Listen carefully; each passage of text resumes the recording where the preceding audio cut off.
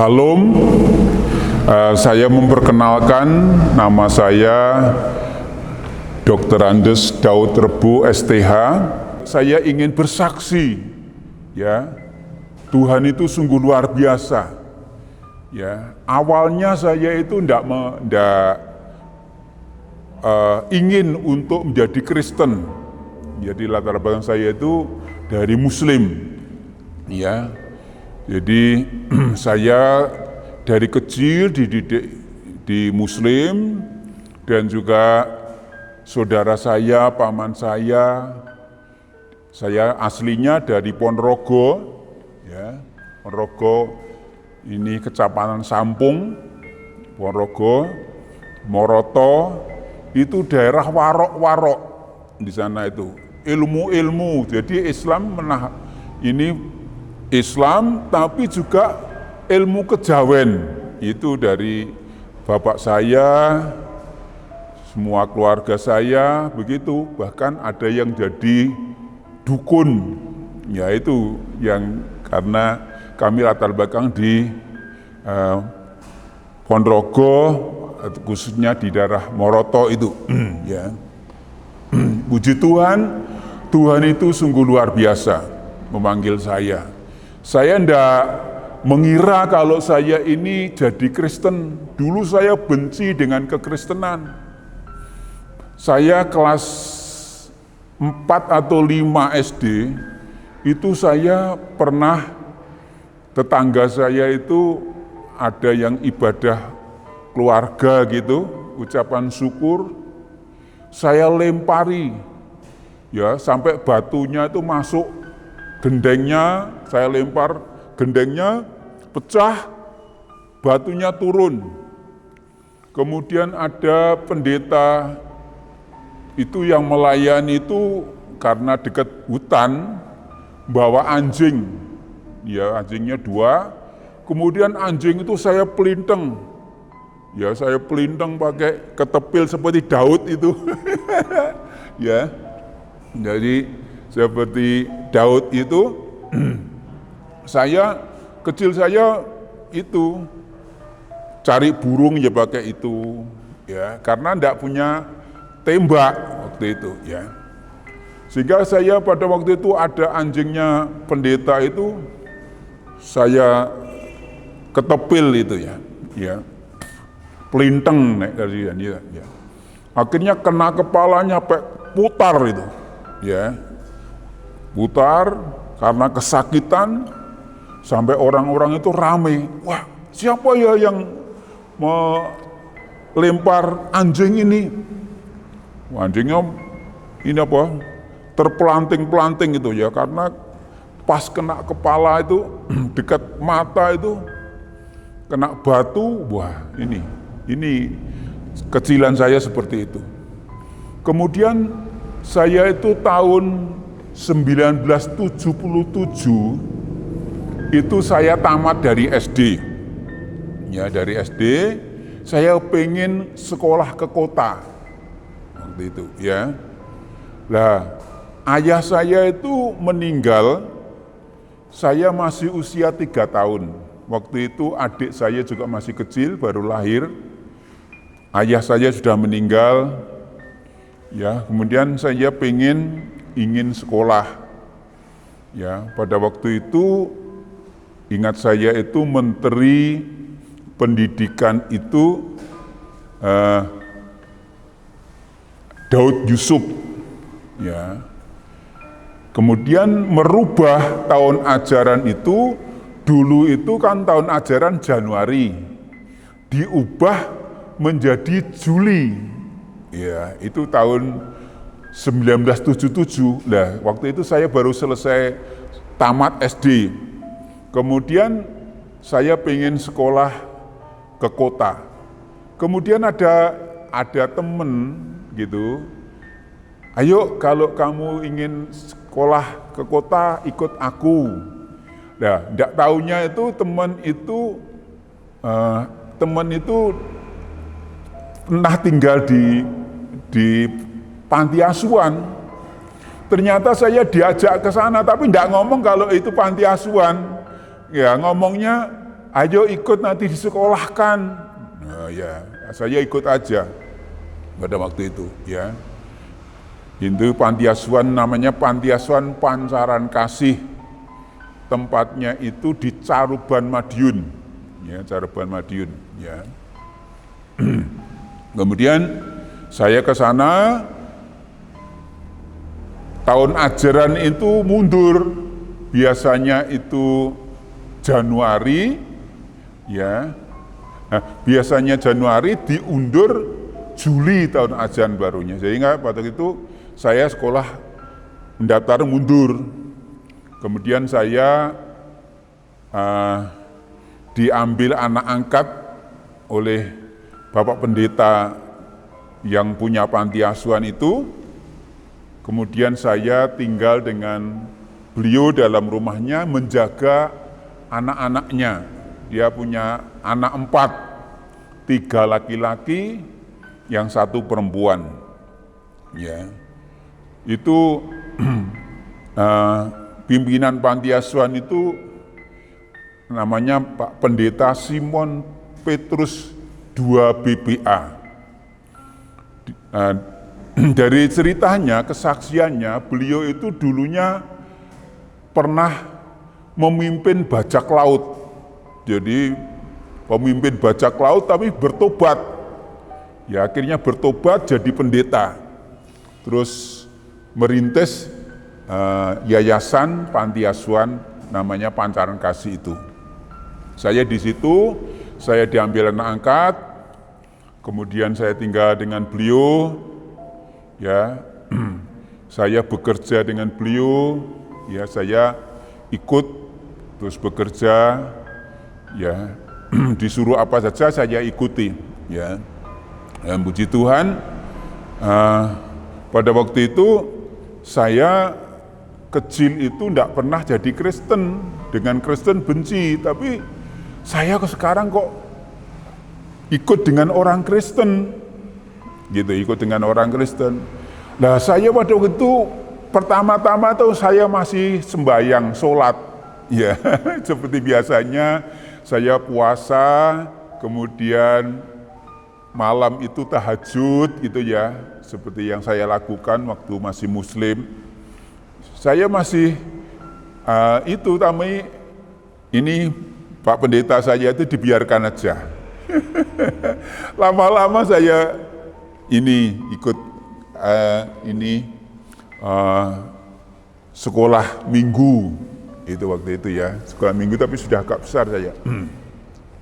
Ya, ikut itu. Terus saya sekolah di SMP. Nah, saya di SMP itu kelas 2 mau naik kelas 3. Ya, kelas 2 naik kelas 3 itu guru saya tahu bahwa saya itu latar belakang dari Muslim. Akhirnya berusaha untuk dijadikan Muslim saya. Ya, kamu ikut saya, tak ragati. Ya, namanya Pak Somad waktu itu, ya, Pak Somad. Tapi saya matur dengan Bapak angkat saya itu, enggak usah, kamu ikut di sini saja, ya, sekolahkan. Ya, dipengaruhi saya di sekolah itu. Dan pada waktu itu yang Kristen di kelas saya itu hanya 2 orang. Ya, saya yang jadi Kristen baru dengan teman saya. Ya, ini. Saya sering diolok-olok, saya pelajaran agama itu diolok-olok. Ya. Kemudian saya keluar tidak boleh. Saya ikut tapi seringkali diolok-olok. Ya. Tapi memang ikut Tuhan itu memang harus perjuangan seperti itu. Kemudian satu saat saya sudah kelas 3, ada guru saya yang Muslim itu ngolok-ngolok saya. Saya sempat marah, mejanya tak gedor semua, ya. Dan ternyata pada waktu itu guru saya itu namanya Pak Dul Karim.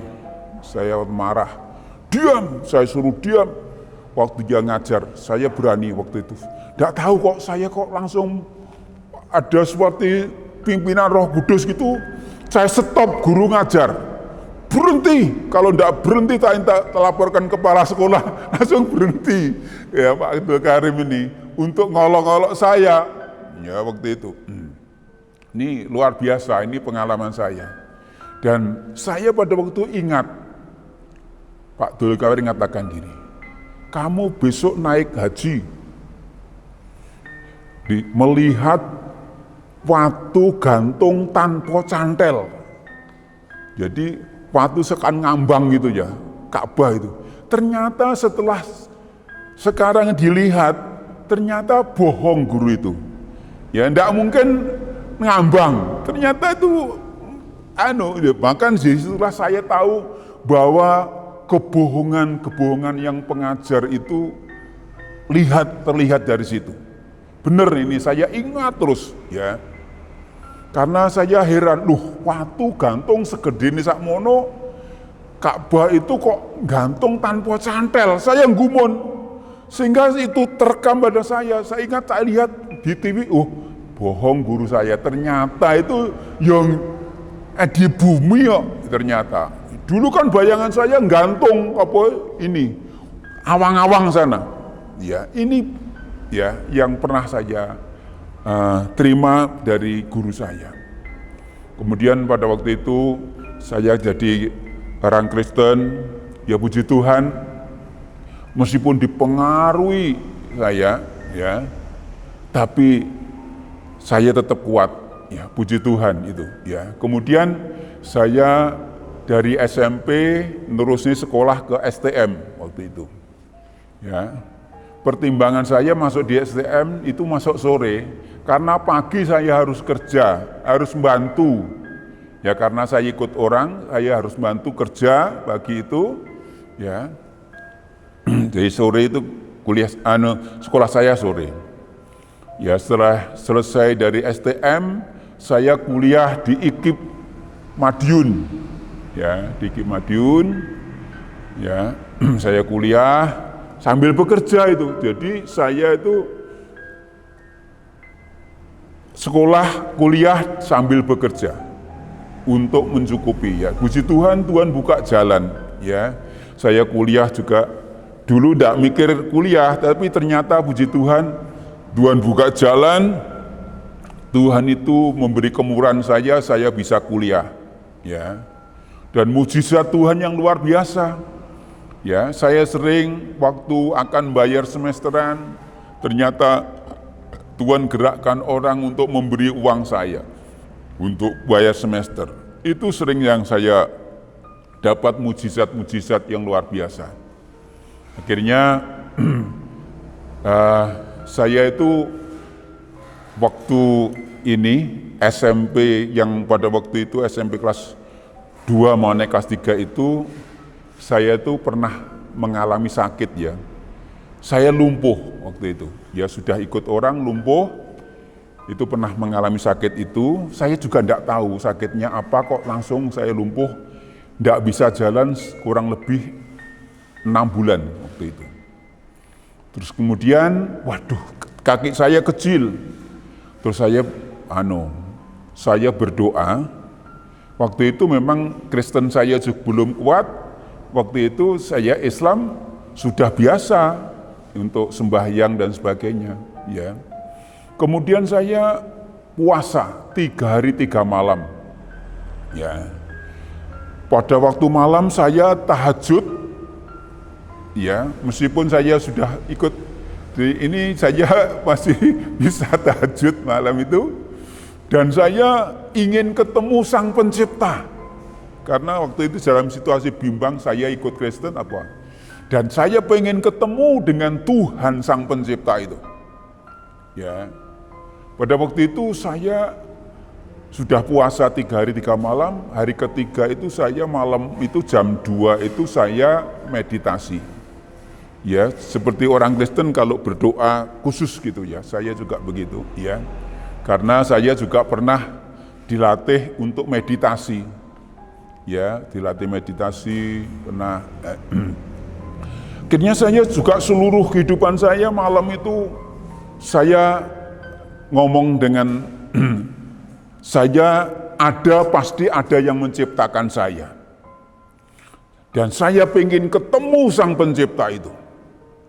Kemudian saya malam itu ya semedi tahajud itu saya hening gitu ya. Saya hening berdoa begitu. Di kamar saya itu ada seperti angin dari atas itu.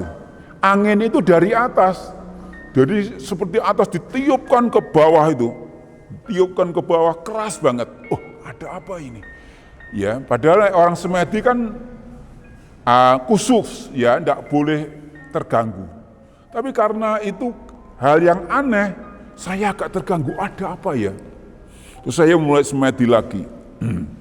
Dan itu angin tuh bertebaran di kamar saya itu keliling begitu. Saya berusaha menenangkan diri, kemudian tidak lama itu ada petir. Ya, petir. Petir itu dari atas nyamber itu sampai saya ketakutan, saya tutup telinga saya begini. Tutup telinga saya itu, saya tenangkan gitu. Saya tenangkan, ada apa Tuhan? Kok aja keajaiban, saya tenang. Setelah tenang itu saya terangkat naik ke atas sana. Tahu-tahu itu saya ketemu dengan Gusti Allah orang Kristen, Yesus itu. Karena pada waktu itu saya pernah melihat tetangga saya itu yang Kristen punya kalender Kristen itu, yang gambarnya Tuhan Yesus pakai jubah itu, tangannya gini, marilah kepadaku semua yang letih lesu dan berat, aku akan memberikan kelegaan kepadamu. Matius 11 ayat 28 itu. Ya, itu di kalender itu, itu loh Gusti anake wong Kristen. Menungso kok disembah. Saya ngolok-ngolok waktu itu, ya. Menungso disembah. Tapi luar biasa, saya pada waktu itu ketemu dengan Tuhan Yesus itu di sebuah taman. Dan taman itu indah, lebih indah dari taman Teletubbies. Ya, taman Teletubbies kan bagus, tapi lebih indah dari itu. Wah, luar biasa. Dan pada waktu itu saya di bawah, ya, Tuhan Yesus itu, saya ngertinya Tuhan Yesus itu karena dari kalender itu, ya. Kalau Gusti Yesus itu, Gusti wong Kristen itu, ya, di situ. Dan pada waktu saya lihat itu sama dengan kalender itu, gambar di kalender persis, ya. Saya sampai heran loh. Saya pertama kali melihat gambar Yesus itu di kalender, tapi kok ini persis. Maka saya tahu bahwa kalender kan banyak gambar ya. Ya, ada yang mancung, ada yang tidak, ada yang tua, tapi saya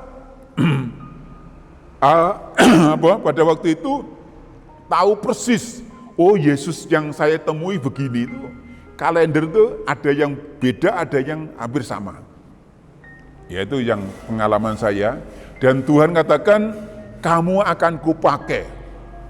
Ya, saya dipegang sini, saya di bawah, kamu akan kupakai menjadi alatku. Ya.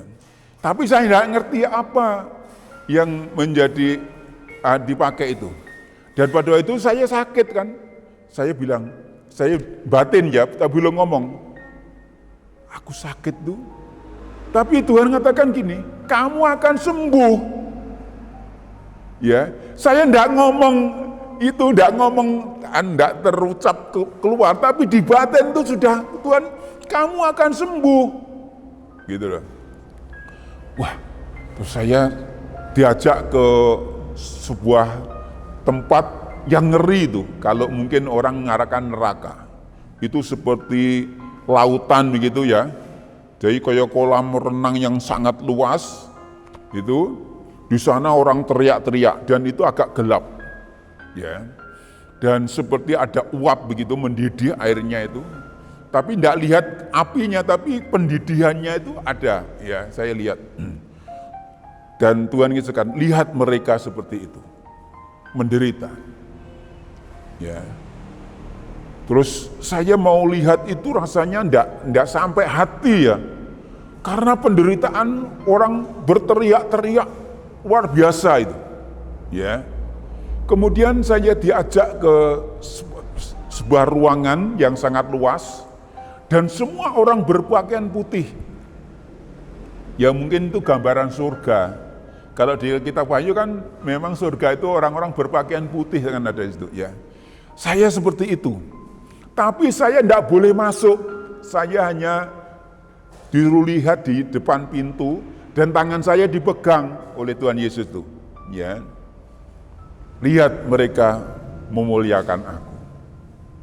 Orang itu dari depan sampai belakang itu semua berpakaian putih. Ada yang duduk, ada yang berdiri. Yang berdiri itu mungkin melayani ya. Ya, jadi seperti melayani begitu, ya. Ada yang duduk, semua berpakaian putih. Nah, saya akan masuk, tidak boleh sama Tuhan Yesus. Jangan, ya, kamu lihat aja. Dan di sana tuh ada musik, ada pujian yang sangat luar biasa yang saya dengar itu. Saya pengen masuk tapi tidak boleh.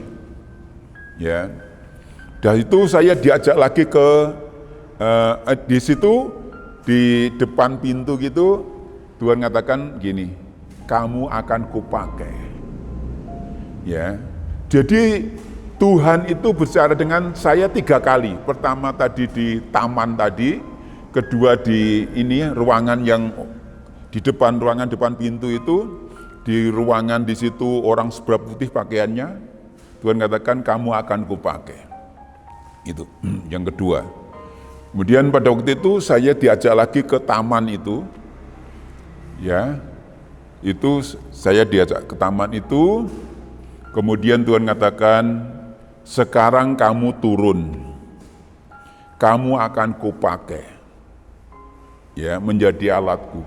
Aku tidak ngerti apa yang dimaksud dengan dipakai Tuhan menjadi alat Tuhan. Ya, itu ya, yang saya alami. Saya tidak ingin menjadi orang Kristen, tidak punya cita-cita, apalagi jadi pendeta. Itu bukan cita-cita saya. Ya, saya dulu ditawari sama bapak angkat saya itu, kamu sudah ditemui Tuhan Yesus, kamu sekolah teologi ya? Enggak, Pak. Ya, saya pengen sekolah umum aja, pengen jadi guru. Ya, gitu. Jadi saya sekolah di IKIP. Tapi saya sering mendengar suara Tuhan, ya. Saya sering mendengar suara Tuhan. Saya dengar, kadang saya lihat seperti TV begitu ya. Saya lihat ini, itu yang Tuhan sering nyatakan kepada saya. Ya. Pada waktu itu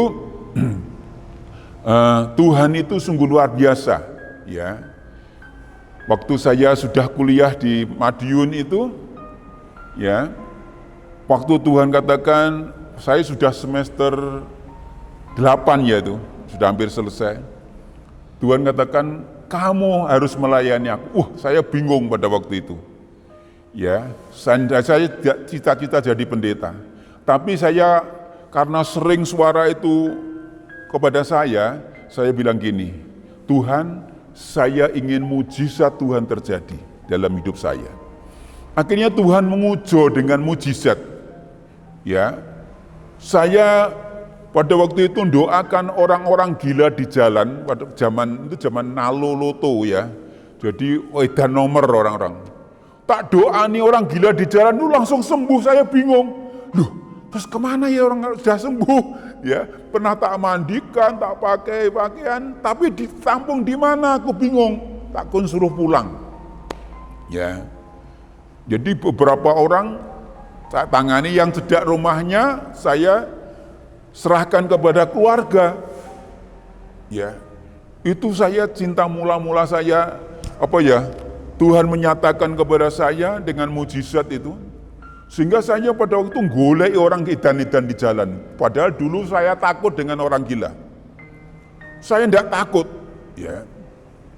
Jadi orang gila itu langsung tak doakan, tak mandikan yang laki-laki, tapi perempuan saya ndak karena perempuan harus ada temen yang perempuan. Saya sering menangani laki-laki, ya, tak mandikan, tak cukur, ya, ini, ya.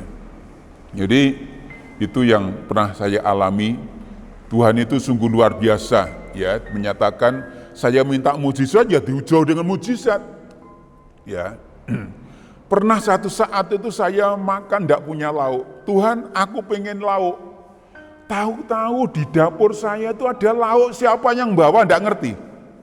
Ini yang saya ini Tuhan nyatakan luar biasa. Ini dari mana saya tidak ngerti, tapi itu ada, sudah tak makan aja. Ini berkat Tuhan, ya.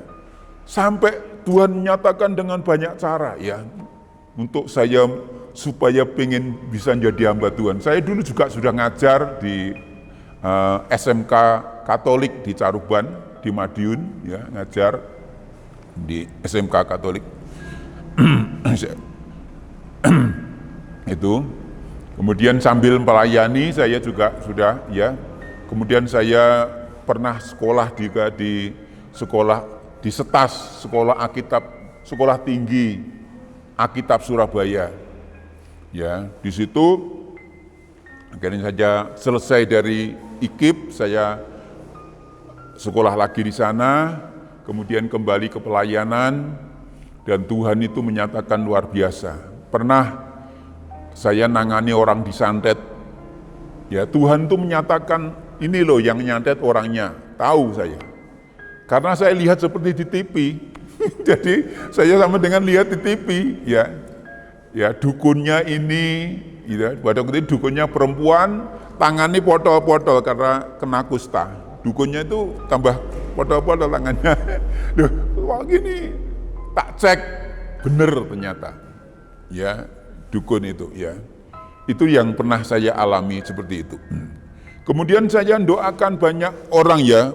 Pernah ada orang gila, sudah dipasung di daerah perbatasan Ngawi dengan Caruban. Namanya Dilan. Saya suruh lepas, langsung dilepas sembuh. Sampai orang-orang bingung, loh Pak, nanti gimana Dilan ngamuk, nggak warit? Nggak, sudah sembuh. Ya, akhirnya saya doakan sembuh Dilan itu. Ya, padahal sudah akan dibunuh karena ngamuan Dilan itu namanya. Ya, dan puji Tuhan, Tuhan itu nyatakan dengan luar biasa. Saya pernah doakan juga orang lumpuh, ya, itu saya suruh jalan-jalan di Ponorogo. Lumpuh itu, saya suruh jalan-jalan. Saya kok hebat nama Yesus. Saya semakin berani untuk bersaksi mendoakan orang-orang. Ya, di daerah sini setelah saya di Sukoharjo ini juga orang yang di toko Alfamart itu sebelah Alfamart itu juga ada orang lumpuh. Saya doakan langsung dia jalan, ya, langsung jalan sampai orang-orang bingung. Loh, nanti gimana Pak Daud jatuh? Enggak, ya, dalam nama Yesus jalan. Itu mujizat Tuhan. Ya, jadi saya sangat bersyukur dalam pelayanan ini pun juga Tuhan menyertai dengan banyak mujizat, ya. Saya mendoakan orang yang di sekitar sini, ada langganan besi saya, namanya Pak Suyudi, itu juga komplikasi, tak doani 3 kali mengalami mujizat. Ya, ada orang Katolik yang dekat sini juga, ya, stres, ya, 3 tahun tidak bisa tidur. Saya doani akhirnya sembuh total, ya. Dan ada orang yang Muslim juga, ya, dirasuk roh jahat, saya doakan insya Allah lepas roh jahat itu, ya. Bahkan pernah ke tempat ini, ya, orang Muslim yang pakai jilbab datang sakit, ya, saya doakan dalam nama Yesus, orang itu pulang sudah sehat. Ini mujizat Tuhan luar biasa, ya. Di sini yang dekat di Polres sini kan ada pegawai namanya Pak Bu Tri Supatmi, ya, itu disantet karena rebutan warisan. Kesini saya doakan 3 tahun itu enggak bisa apa-apa. Kesini saya doakan pulang sudah sehat. Luar biasa ya, itu mujizat-mujizat Tuhan yang sungguh luar biasa menyertai dalam pelayanan kami.